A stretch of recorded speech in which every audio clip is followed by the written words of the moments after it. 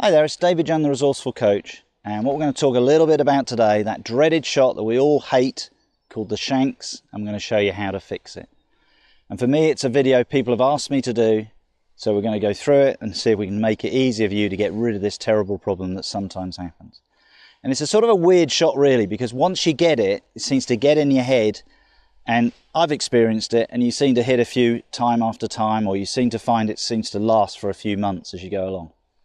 Now, through experience of me teaching for over 30 years, we tend to think there's only one way that you shank the ball. But I've actually seen 4 different ways consistently that I see. I'm going to show you those 4 ways, and then we're going to give you just one simple drill that will help you to get rid of this fault. So let's explain what a shank is first. Now, when you play a shot, ultimately you want to strike the ball out of the middle of the club. Okay? What happens though is we start to hit it out of this part of the club. The neck of the club, the hosel, hit it out of there, and what happens to the flight of the ball? Instead of a lovely flight going towards your target when it comes out of the middle, it suddenly shoots at about a 45-degree angle off to the right as a right-handed golfer, 45 degrees to the left as a left-handed golfer. And it's not like a fade or a slice or a draw or a hook where you could aim offline and bring it back online. There's nothing good about this shot. It's just a horrible shot. We need to get rid of it as quick as we can. So what must be happening then? If we start with the ball, 99% of you, when you set up to the ball, you put the ball pretty central to the club. Why does the club then move this way? And that's what's happening. The club is physically moving this way in the golf swing. So if we look at it here with the plank of wood that we've put down on the ground, is that if there's my ball and I've left about a centimetre gap between the toe of the club and the ball there, what's happening is I'm coming into the ball. For some reason, my golf club has moved more this way. It's now closer to the plank of wood. And as I said, through 30 years of experience of teaching, I've noticed there's 4 ways that this happens. Now, there may be lots of other ways. You may be watching this and go, well, I do this and it goes wrong. And if that is the case, that's fine. But the good thing is the drill we're going to give you should help you to get rid of that problem. So let's look at those 4 errors as we go through. Now, I think 3 of them are very much power related, the first 3 that we're going to go through. The 4th is more what's created through, I think, trying to get rid of the fault, and especially if you're a slicer of the golf ball, has created through, well, YouTube videos, videoing yourself, has created the 4th issue why this could happen. And it's the one I get, okay? And I've had bouts of shanks before, but always when you're told you shank the ball, you're doing the first problem. Everybody says to you, well, you're coming over the top. So what do we mean by that? Well, you're getting to the top here, and you're going this way, and you're now coming, so it feels like you're coming from outside the line of the ball, you're coming into it, and bang, there you go. We definitely know the club's away from the body as we're coming into the ball, and we can hit a shank. But that's the most common reason we may slice the ball, we may fade the ball, and if you're not getting a shank and that's the shape you want to hit, that's okay. But it is probably initially, if I go back 30 years ago, it was probably initially the biggest reason the shank would happen. And it's a power thing. People get here and think, oh, I've got to get back online, I've got to power it away. And the trouble is now everything's moving forwards, okay? And if everything moves forward, what I mean by moving forwards, it's moving towards the ball. So everything's moving forwards, and that causes then to get the shank. So as we go through these things, what I would say to you is go down, you've all got mobile phones nowadays, which are brilliant, is go to the practice ground, go to the driving range, video yourself if you are somebody who shanks the ball, and video yourself on the angle we're doing here. We call this down the line. And what we're looking at here is why is that club moving forwards, okay? So that was number 1, what we call the over the top swing. Now, number 2 I'd call is the imbalance swing, okay? It's when the golfer, for some reason, thinks, again, I've got to get back to that ball, and their balance moves again forwards. So again, if your natural balance is going this way, again, there's the shank of the club coming in. You can see the toe of the club getting closer to the red plank of wood. So that's number 2, the imbalance swing. So over the top, imbalance swing. Number 3, now this is the more difficult one to see. Out of probably all 4, this is the hardest one to see. And golfers sort of, when they're playing with their playing partners, they go, well, I can't see why you're shanking it. And it's because you're probably doing a little bit what we want you to do in the swing, but you're what we call uncocking the club too early. So it's the uncocking early swing. And what I mean by that is the golfer gets to the top here, they start the downswing, it all looks good, but then they start to do this with their wrists. And what you can see is if I was swinging correctly, look where the club head is on the way down.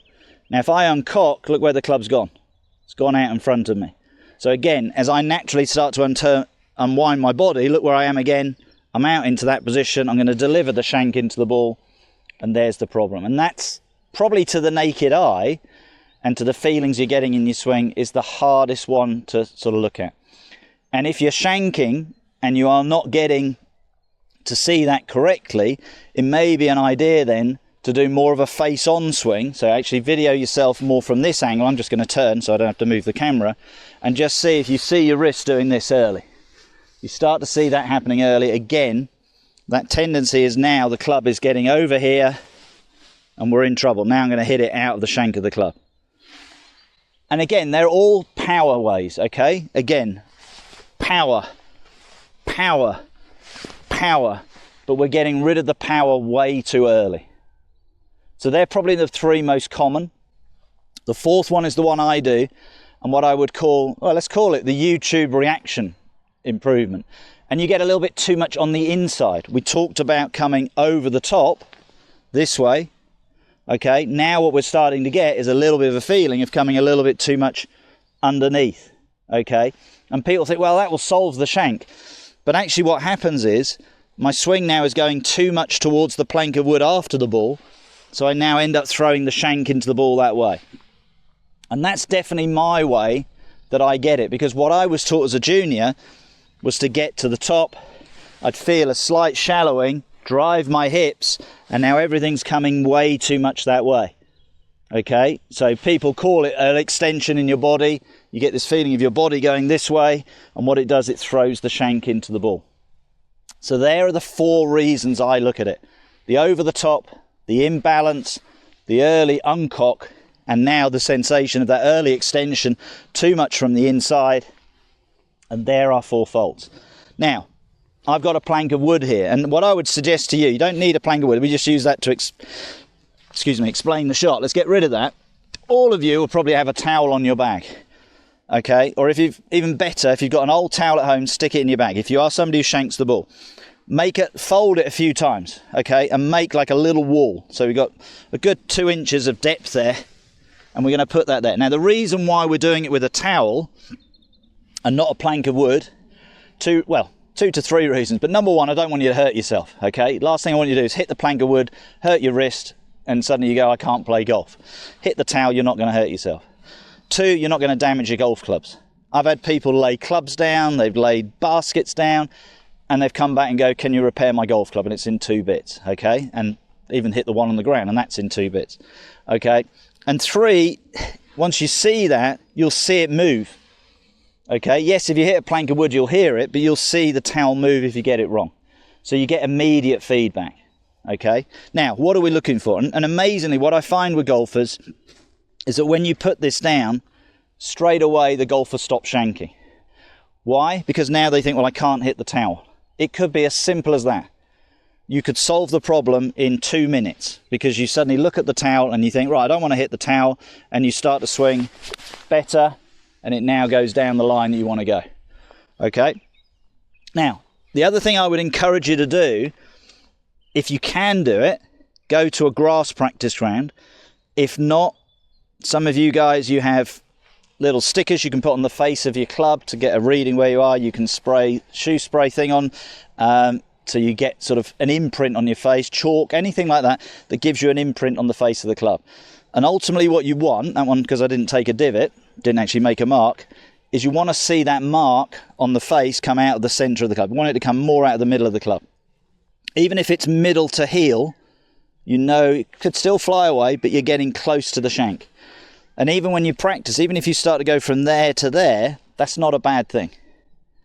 So here's the simple drill. As I said, number one, you put the towel down. Number two, that may solve the problem on its own. Number two, I'm going to put the towel right at the back of the ball there. Okay, is all I want to feel is if I reach the top of my backswing here, I want to feel my arms drop. So there's no thought initially that the club is going to go forwards. Okay, and I want to feel balanced. So what I'm doing is I'm maintaining the position of my hand, which my hand now is relative to my right shoulder, is at the back of my right shoulder. What I don't want to feel is in any way my hands or the club go towards my left shoulder. And you can see how the club now has gone way ahead of me. Okay, I've got to come back to the ball there. Already the club is further away than I want to be.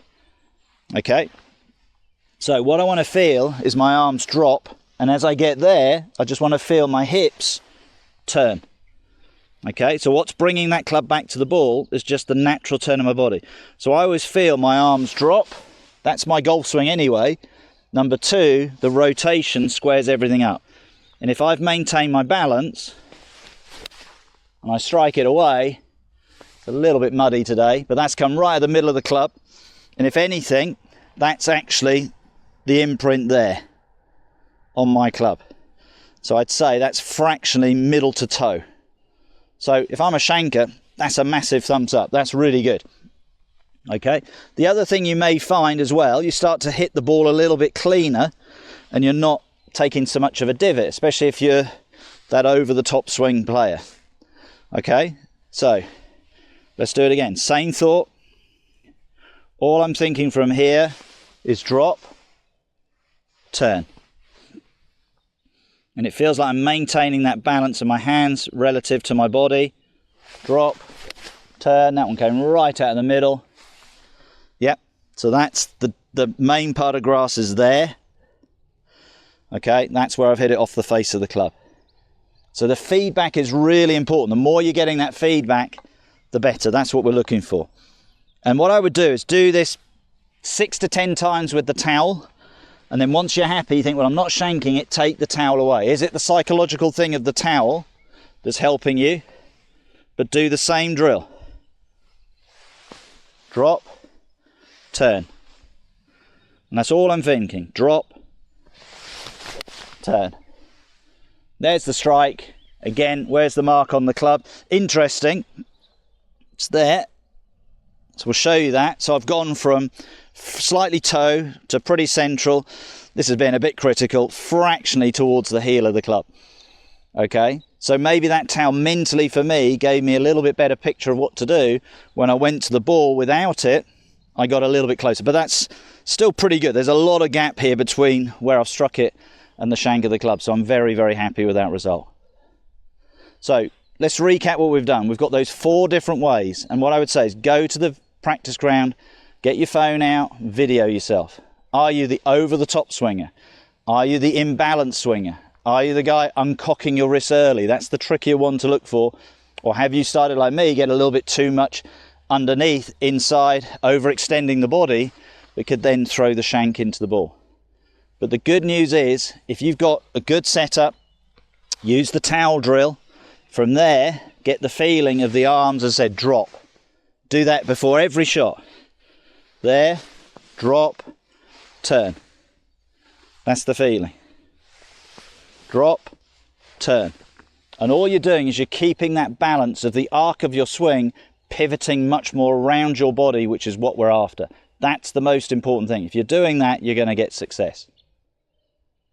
I hope you've enjoyed today's video. It's all about fixing that shank, getting rid of it. If you have enjoyed it, please subscribe to the channel, share it with your friends, press that little bell at the top there for notifications, and that will tell you when the videos are going out. They go out every Tuesday and Friday. But if you have enjoyed it, I look forward to seeing you soon.